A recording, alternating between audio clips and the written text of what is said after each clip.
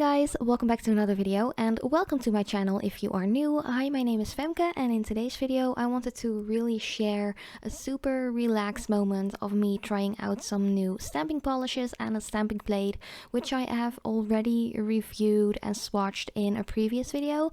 I got these items from Born Pretty store and I'm just really happy with them, but I just wanted to play a little bit more with them on top of this lovely blue color.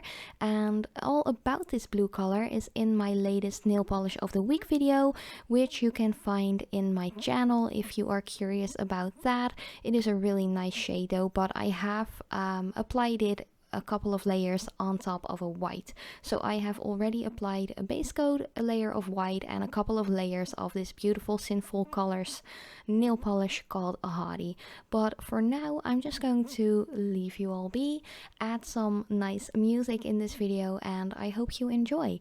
Thank you guys so much for watching already. I love you so much, and stay tuned if you want to know how I made this. Bye guys.